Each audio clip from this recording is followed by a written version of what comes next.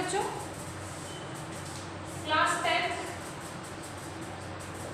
Subject है आपका SST. पिछले चैप्टर में आपने लोकतंत्र के बारे में, राज्य सरकार और केंद्र सरकार के बारे में आपने वीडियो देख लिए थे। आज जो मैं पढ़ाऊंगी उसका अगला चैप्टर है आपका जल संसाधन। जल संसाधन क्या होता है इसके बारे में हम यहाँ पे चर्चा करें। तो जल संसाधन से पहले हम देखते हैं कि संसाधन क्या है।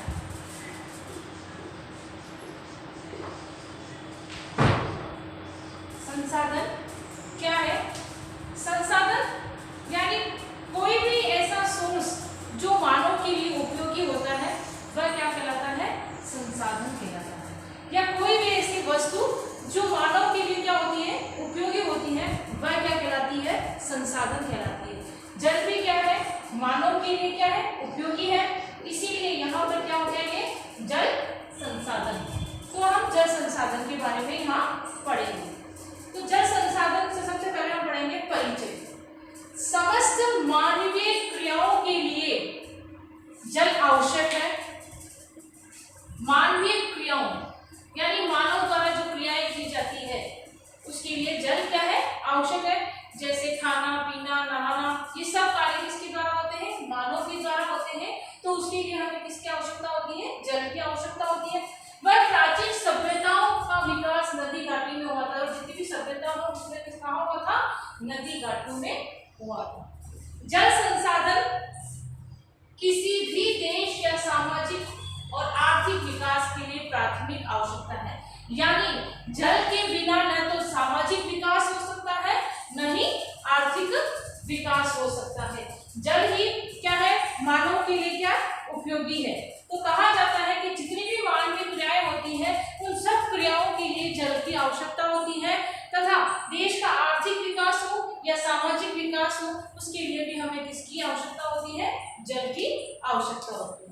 अब हम बात करते हैं आगे कि पूरी धरती या धरातल पर कितना जल विद्यमान है। ये पूरी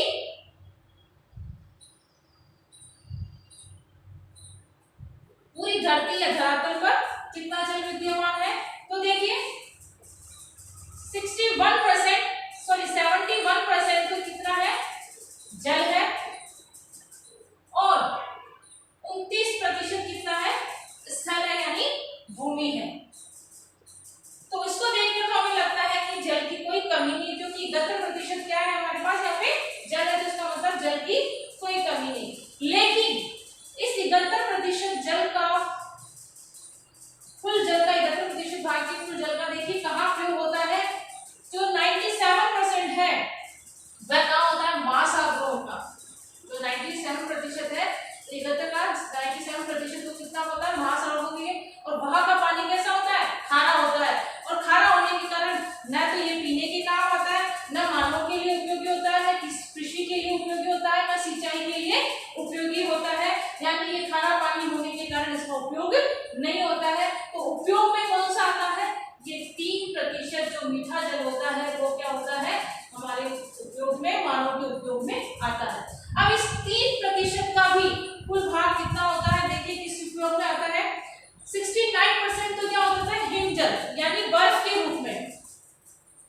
कितना? 69 तो हिमजल यानी बर्फ के रूप में। और 30% क्या होता है? भूमिगत यानी भूमि के अंदर होता है। और जो 1% होता है वह हमारे कहाँ पर होता है? धरातलीय जल होता है, जो हमारे किसके काम आता है? कृषि के काम आता है, सिंचाई के काम आता है, मानव के जल के काम आता है, झरनों में, तालाबों में, नदियों में ये 1% जल काम में आता है। तो ये है हमारा पृथ्वी पर कितना प्रतिशत जल है जिसका विवरण इस प्रकार है। 71% का जिसका भी 97 महासागरों में, और 3% मीठा जल है जो हमारे काम में आता है, उसका भी 69% तो बर्फ के रूप में, 30% भूमि में, और 1% जो बचता है वो हमारे किसके काम में आता है? मानव के उपयोगी में, जलों में, सिंचाइयों में, तालाबों में आदि में काम आता है। तो ये तो था हमारे जल के बारे में।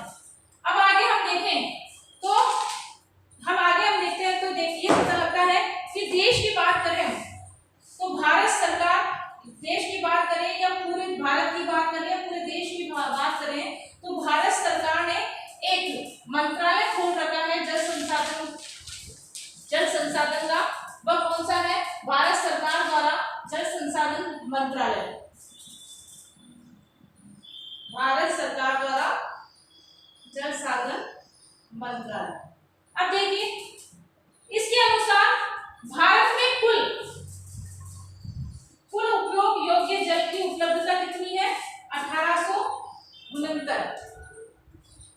बिलियन क्यूबिक मीटर है, लेकिन इनमें से केवल इतना ही उपयोग में आता है, 1123 यानी 1123 ही मिलियन क्यूब मीटर जल उपयोग में आता है, यानी 786 मिलियन क्यूबिक मीटर है वो हमारे उपयोग में नहीं आता है।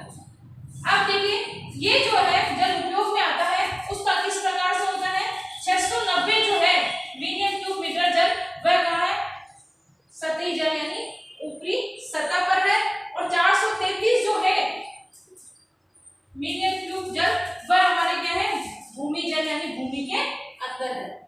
कुल कितना काम में आ रहा है, 1123, जिसमें से 690 तो सतह के ऊपर है और 433 कहाँ है, हमारे भूमि के अंदर है। तो जो काम में नहीं आता है वो कितना है हमारा, 746 मिलियन क्यूब मीटर जो हमारे काम में नहीं आता है। अब आगे देखिए, भारत में जल की आवश्यकता।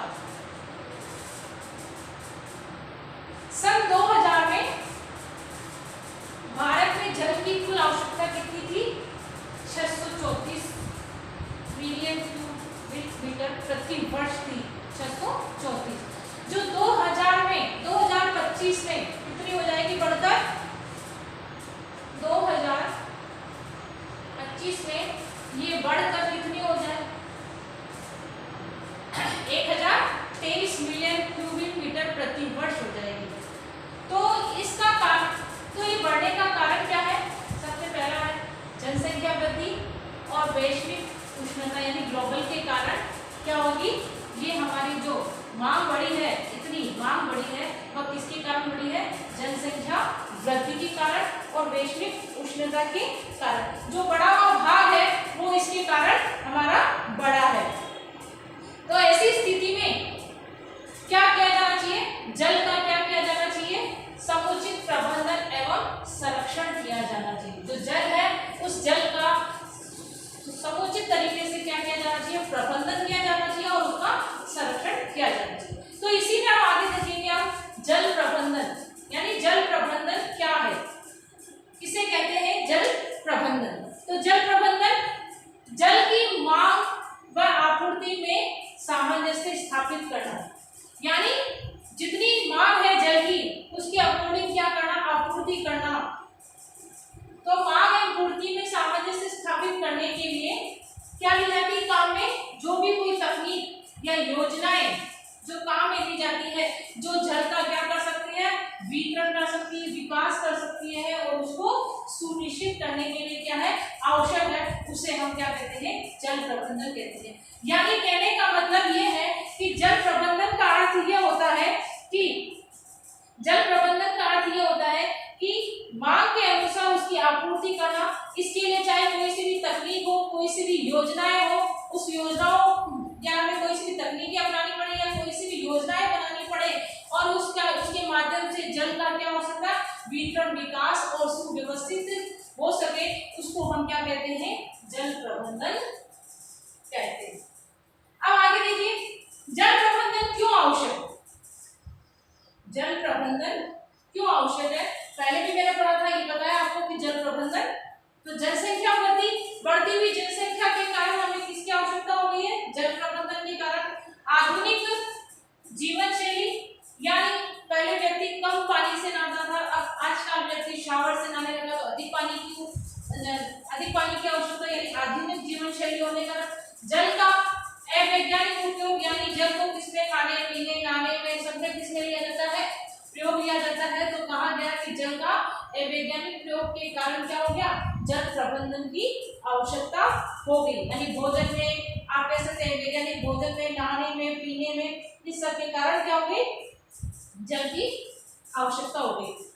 तो ऐसी स्थिति में जो अब इसकी पूर्ति हम कहाँ से कर सकते हैं, इस जल की पूर्ति हम कहाँ से कर सकते हैं, तो वो कहाँ से होती है, वर्षा जल से। इसकी आपूर्ति जो है वो हम कहाँ से कर सकते हैं, वर्षा जल से। लेकिन वर्षा जल का अधिकांश भाग, जो अधिकांश जल है वह नदियों के माध्यम से क्या हो जाता है, व्यर्थ चला जाता है। क्या चला जाता है, व्यर्थ चला जाता है। तो ऐसी स्थिति में हमें क्या, मतलब कहने का मतलब यह है कि हम जहाँ पर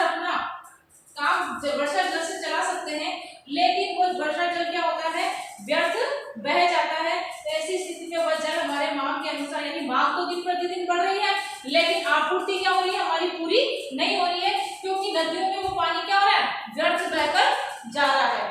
तो ऐसी स्थिति में हमें क्या करना पड़ता है, जल की आपूर्ति सुनिश्चित करने के लिए किसकी आवश्यकता है, जल प्रबंधन की आवश्यकता होती है।